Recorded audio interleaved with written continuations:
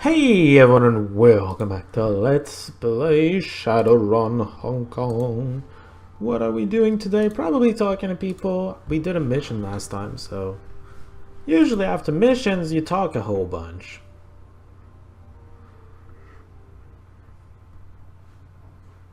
Sullen and morose. Want me to come back later? Doesn't matter, go, stay, whatever. I assume that you're here to talk.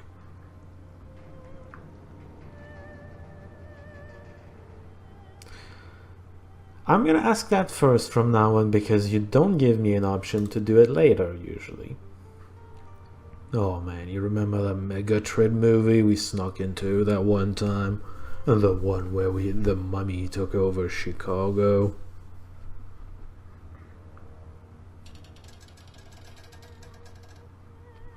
Yeah, that's an old favorite. That's the one. Completely freaked me out. I slept with the dumpster lid shut for a week. What a pleasure it was to go on a run that brought back such hideous memories.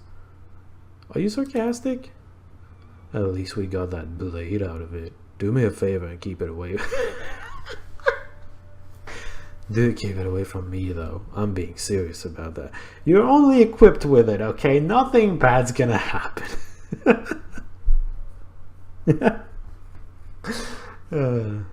Anyway, enough about that. Need anything else? What are you looking at? Here, video of Edward's song. Can I see you? Sure, why not?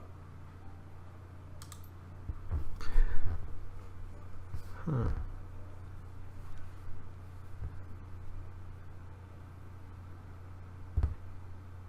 Is it Raymond back?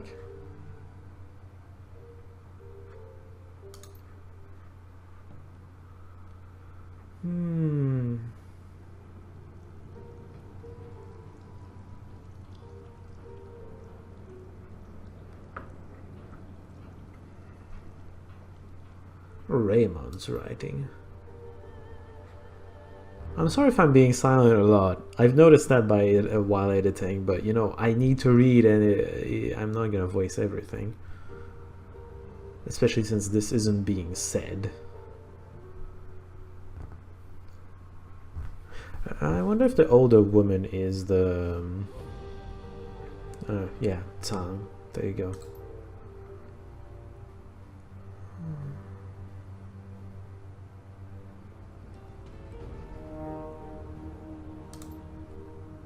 Who is that guy?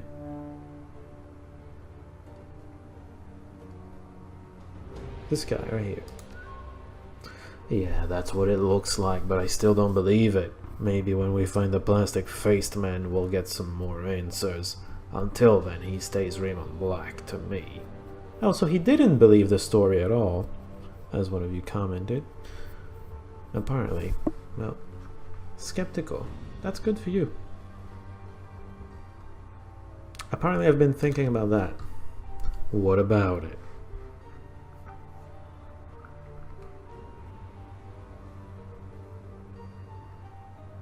Is it? You didn't have a better relationship with him. Raymond and I were tight. You just knew how to avoid conflict better than I did. That's not the same thing. You had that way of diffusing him when he started with that intense array thing he used to do, remember? I haven't thought of that in a long time. I think you were the one who came up with that name. It was like the summer after we started living with him and Madame Maloney. Raid found out that we hadn't followed one of his rules. I don't remember which. There was a long list.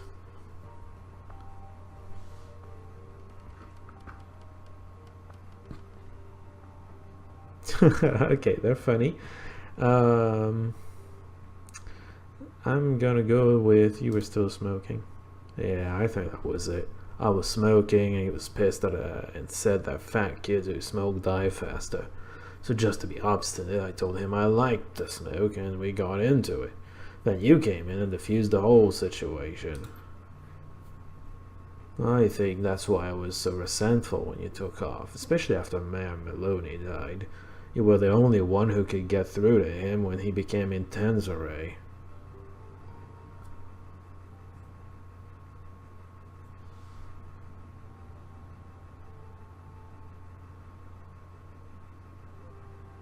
I guess I'm just gonna go with it. Especially that last time, the week you left. I don't want to talk anymore, Nyonya. I've got enough on my mind as it is. Stuff like my father betraying my trust. What do you mean betraying your trust? How? He had a life before he met you? So what? Get over it. Jesus. Hey Isabel, are you more reasonable? Probably not. Graham, what now? Simplicity. I've come to a decision. I want these memories out of my head. They're an unpleasant distraction. I was happier without them. Yeah, I'm not sure you were healthier without them, though.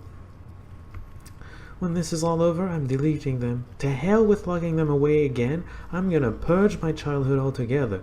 Shred the memories and move on. As an added bonus, it'll clear up a lot of headwear memory. I'm thinking that I could store some Simpsons recordings up there. Maybe make it so that when I try to remember my past, I get summers on the beach instead of sorrow and pain.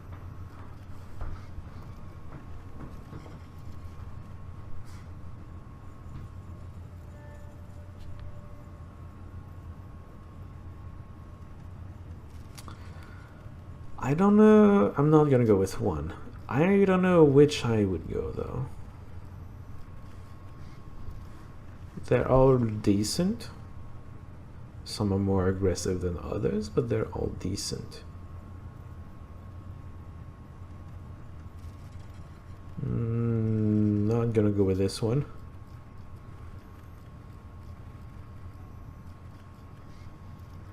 I'm gonna go with this one. Hell yes, you're damn right I do. If you were in my shoes, you'd do the same.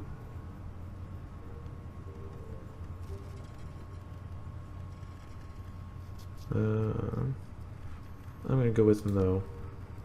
Good for you. I don't want to be strong, not if this is the price. I'm the one that has to live with this thing. Don't waste your breath telling me not to get rid of it. Anyway, I guess you're here with more questions, right? Let's get them answered then. I'm gonna just do that every single time because sometimes they just don't let you talk after they talk. I always liked the old stories about robbing the rich. I dreamed of being like that when I grew up. You know, a righteous bandit like the ones in Water Margin or Sun Wukong. So I liked Wong Zhenko on the job. Break in, liberate some priceless artifacts, and get out. I can't think of any stories that involved angry mummies, though. That's a new one on me. I figure anything that's been trapped for centuries is probably going to be pissed off. I get it. But I also think it's probably going to be a little crazy in the head. I mean, wouldn't you be? I'm glad you didn't let it go free. I'm not in the habit of trusting ancient, vengeful dead things. That seems like a road straight to trouble. Yeah, with the asterisk that it wasn't, or at least didn't look vengeful. It just wanted to do a thing. I don't know what it wanted to do though, which is why it didn't let it go, because it could decide to do something terrible. For the heck of it. I don't know. That's why I said no, not because it was vengeful. I didn't know about what it was, actually. Anything else you wanted to know? Obviously. Alright, go ahead.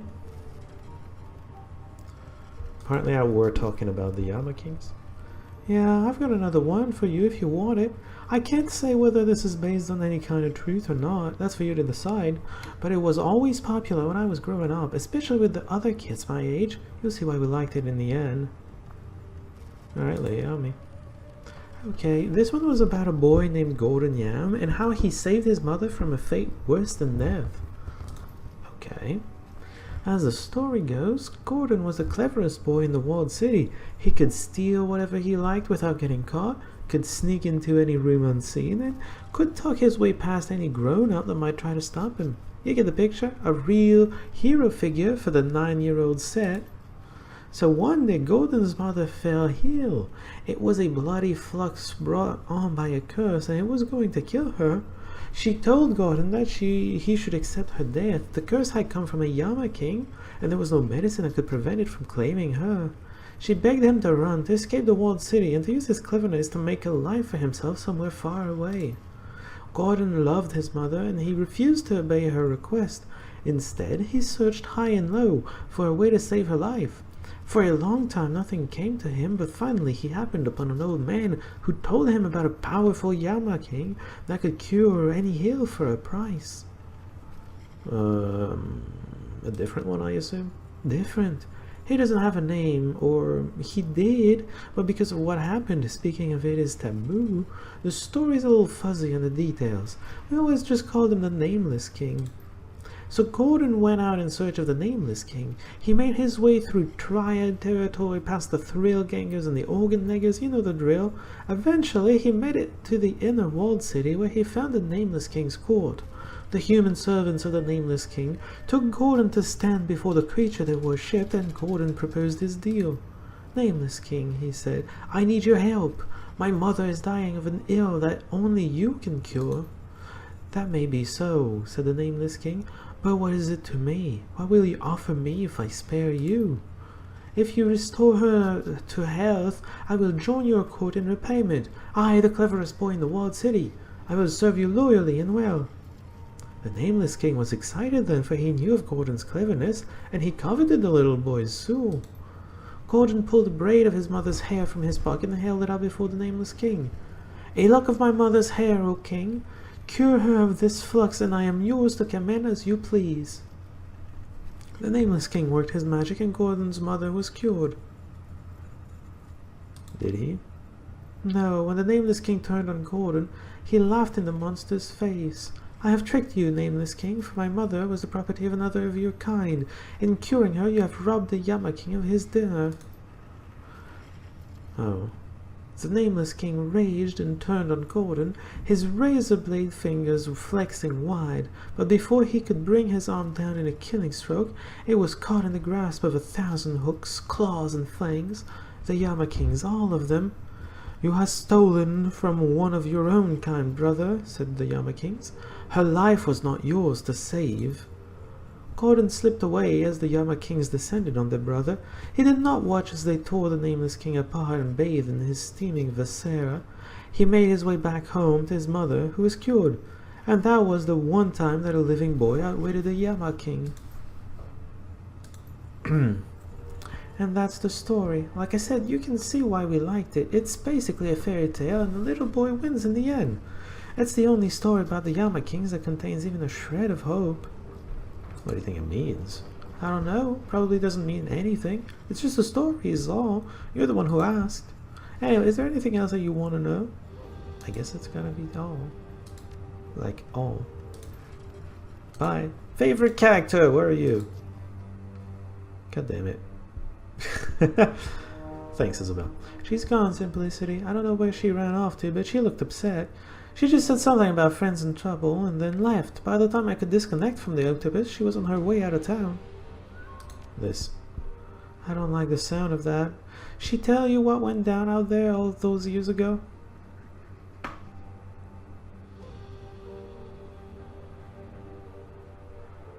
A bit, yeah.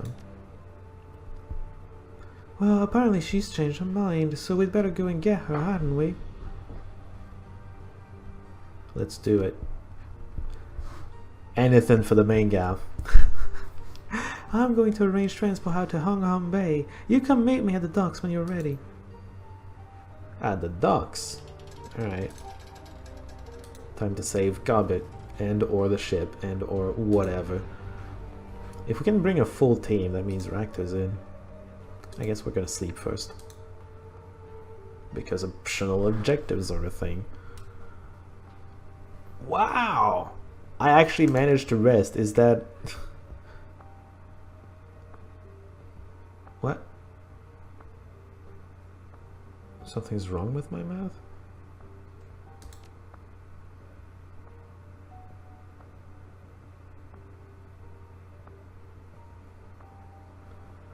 Oh, I lost a tooth.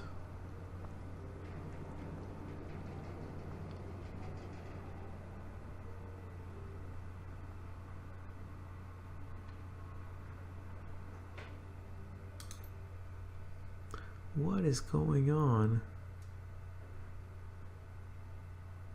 Oh, apparently you were first. We were first, whatever. We slept more than the other people, that's why. Surely. Probably not. Ah, soon I will be feeding. Am I a Yama King? Am I dreaming that I'm a Yama King? Sounds like a Yama King to me. Feeding and everything. Raktor probably doesn't have anything very interesting to say, but maybe we can continue the story arc. Even though it's supposed to be done already. Sorry about the smell. It's long past time to purge the coolant sump. If I had access to the proper equipment, this would not be a problem. I could clean the fluid and reuse it, but alas, halogen treatment chambers are rather hard to come by, even in a place like Haoi.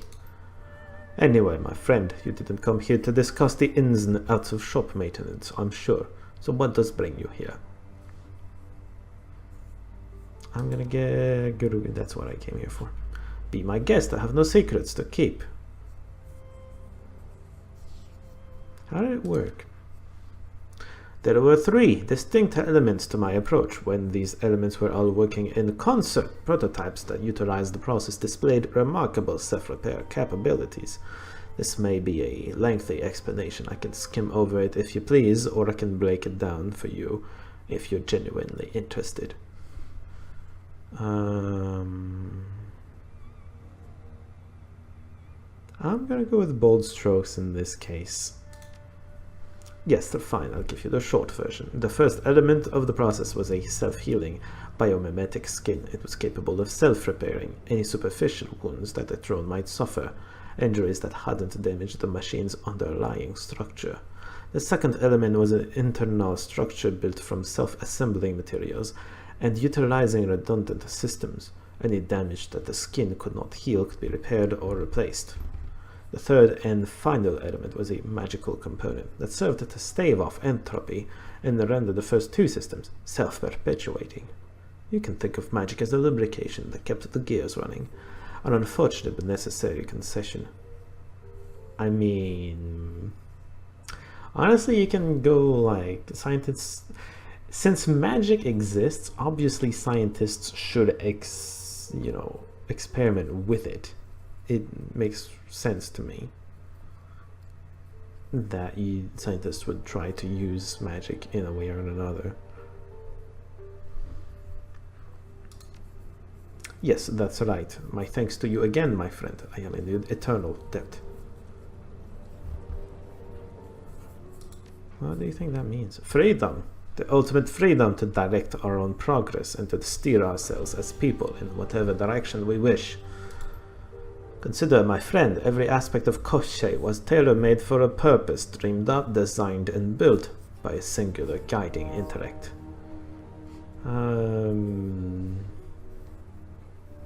Alright, keep going. Now think of the circumstances surrounding your own birth and the building blocks that shaped you into the man you are today. Your mother and father exchanged fluids, sloppily no doubt. Thanks, really? Wow.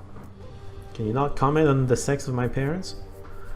Anyway, your mother and father exchanged fluids, sloppily no doubt, and with all the mindless abandon that such biological imperatives entail. Oh hey, that was my reaction. I'm gonna go with that. Ugly, perhaps, but accurate. Sexual intercourse is an inarticulate process. That depends who's doing it, guy. Just saying. A messy delivery or mechanism for genetic material is spurred by all my hormones and base urges. Any attempt to guide the process on the societal level gets branded eugenics and decried as monstrous for obvious reasons. Because it is? Eugenic, I mean? I don't know. Monstrous. Some people really want to do that, like eradicate this or that. I mean, I don't know. I don't know about monstrous, but it does feel bad. But I digress. The point I was making was that the forces that shaped you, and me, and anyone else you care to mention, were ultimately mindless ones. Blind, manipulative biological drives that led a sperm and an egg to collide. Add in a roll of the dice and a dash of Mendelian genetics, and here you are. The natural processes of evolution and sexual selection guide the development of our species through trial and error, throw a few billion dots at the wall and see what sticks. In the future that I foresee, this process will be reined in, guided by our own controlling intellects. To co-opt an antiquated phrase, the myth of intelligent design will become a reality, but we will be our own gods, reshaping ourselves as we see fit. Yes, the dream is to make the man the god. It is posthumanism. What are you talking about?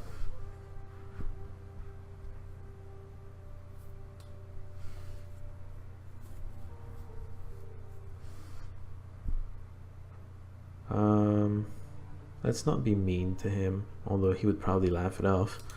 Let's just go with this one.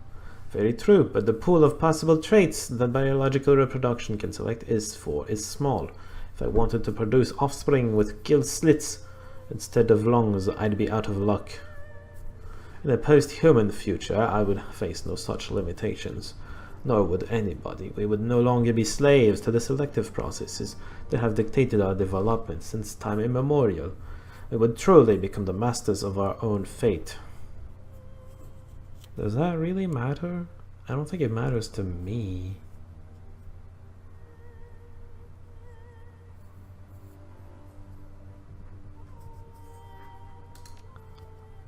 Whenever we choose to define ourselves in that way, humanity is an intrinsically human concept. If we decide to rebrand ourselves as a different species, that is our decision to make. I don't think everyone would just do that decision together. You're just gonna have factions, guy. You don't unite people over choosing what you want to be, because people are gonna have different opinions about who they want to be. Ancient Chinese wanted stupidly long ears for whatever reason. Maybe not wanted, but you know, they thought it was impressive. I don't know. I'm just giving a stupid example, all right? You should go, if you want something, if you should go, do you know anything about the Three Kingdoms era? With Liu Pei, Cao Cao, and the Sun family, a few people actually, you know, led that Sun Jian, Sun Chao. Anyway, you should go in the Romance of the Three Kingdoms, the very old book from way back then, and you should read the description of Liu Pei. Liu Bei. You may think of it as Liu Bei, Liu Pei. It's pronounced a little more like a P than B. Anyway, you should go read the description. They describe him kind of like a monster, but at the same time, back then, that was the description of someone that was extraordinarily and good at the same time. Those were traits that were like, oh, look at this guy, he's awesome. His earlobes go to the ground. What the fuck? Okay, anyway, let's stop digressing for a second.